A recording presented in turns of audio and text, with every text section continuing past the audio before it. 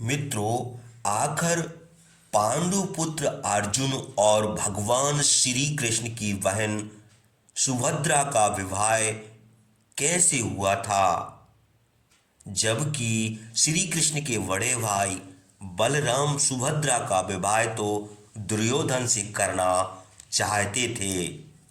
क्या अर्जुन और सुभद्रा का प्रेम विवाह हुआ था या भगवान श्री कृष्ण की इच्छा से हुआ था। जबकि उनके बड़े भैया बलराम जी सुभद्रा का विवाह अर्जुन के साथ करने के लिए तैयार नहीं थे, तो फिर अर्जुन और सुभद्रा जी का विवाह किस प्रकार होता है। तो आइए जानते हैं इस छोटे से वीडियो में। मित्रों, अगर आपको हमारी वीडियो अच्छी लगे तो लाइक एवं शेयर जरूर कर दीजिए और हमारे धार्मिक चैनल जय करीला धाम को सब्सक्राइब भी कर दीजिए। तो चलिए कुंती पुत्र अर्जुन और श्री कृष्ण की बहन सुभद्रा जी का विवाह किस प्रकार हुआ था तो हम जानते हैं। एक दिन देव ऋषि नारद का इंद्रप्रस्थ में आगमन हुआ। सबने आदर सहित उनको प्रणाम किया। नारद मुनि ने उन्हें समझाते हुए कहा कि द्रौपदी आप पांचों भाइयों की पत्नी है, अतः आप लोगों को द्रौपदी के साथ रहने का नियम बनाना चाहिए। तब पांचों पांडवों ने द्रौपदी के साथ एक एक महीना बिताने का निर्णय किया। इस बीच कोई दूसरा उस कक्ष में नहीं जाएगा। जो भी इस नियम का उल्लंघन करेगा उसे 12 वर्षों तक वन में रहना पड़ेगा। इस नियम के अनुसार सभी पांडव सुखपूर्वक जीवन व्यतीत करने लगे। एक दिन एक ब्राह्मण रोते हुए अर्जुन के पास आया और बोला कि उसकी गाय चोरी हो गई है। अर्जुन तुरंत ब्राह्मण की सहायता के लिए तैयार हो गए, किंतु तभी उन्हें ध्यान आया कि उनका धनुष द्रौपदी के कक्ष में है और इस समय द्रौपदी के कक्ष में महाराज युधिष्ठिर का अधिकार है।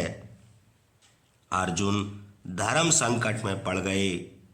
ब्राह्मण को लौटाना उचित नहीं था, अतः वे नियम का उल्लंघन कर द्रौपदी के कक्ष से धनुष बाण ले आए। उस समय युधिष्ठिर और द्रौपदी कक्ष में बैठे बातें कर रहे थे। अर्जुन ब्राह्मण की गाय वापस दिलाकर राजमहल लौटे और अपने सभी भाइयों को बताया कि उन्होंने नियम का उल्लंघन किया है, अतः अब उन्हें 12 वर्षों तक जंगल में रहना पड़ेगा। महाराज युधिष्ठिर सहित सभी भाइयों और द्रौपदी ने उन्हें बहुत समझाया कि हमें कोई आपत्ति नहीं है, किंतु अर्जुन दंड स्वरूप 12 वर्षों के लिए वन में चले गए।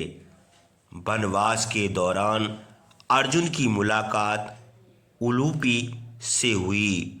उलूपी ऐरावत वंश के कौरव्य नामक नाम की कन्या थी।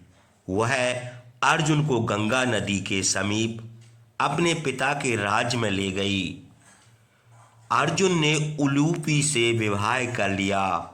कुछ दिनों बाद उन्हें एक पुत्र इरावन प्राप्त हुआ। एक दिन अर्जुन ने कहा कि अब उन्हें जाना है। उलूपी ने अर्जुन को जाने की अनुमति दे दी। उसने कहा कि आज से सभी जलचर तुम्हारे रक्षक एवं मित्र होंगे। अर्जुन वहां से चल पड़े और मणिपुर के राजा चित्रवाहन के दरबार में जा पहुंचे। उनका परिचय पाकर राजा चित्रवाहन बहुत प्रसन्न हुए। तभी राजकुमारी चित्रांगदा की दृष्टि अर्जुन पर पड़ी। वह अर्जुन से प्रेम करने लगी। अर्जुन भी उस पर मोहित हो गए थे, लेकिन राजा चित्रवाहन ने अर्जुन को एक शर्त पर विवाह करने की अनुमति दी।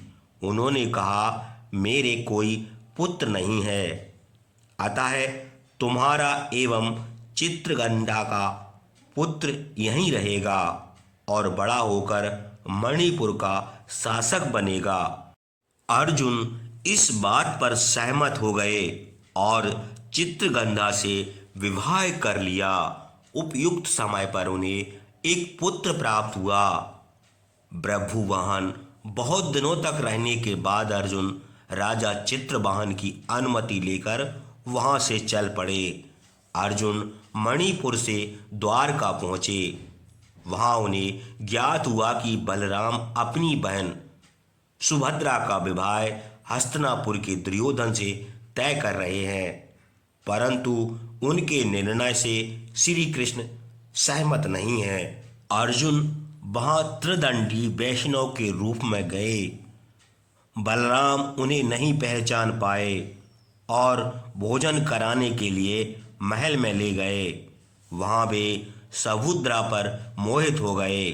सुभद्रा भी अर्जुन से विवाह करना चाहती थी। तभी वहां श्री कृष्ण पहुंच गए।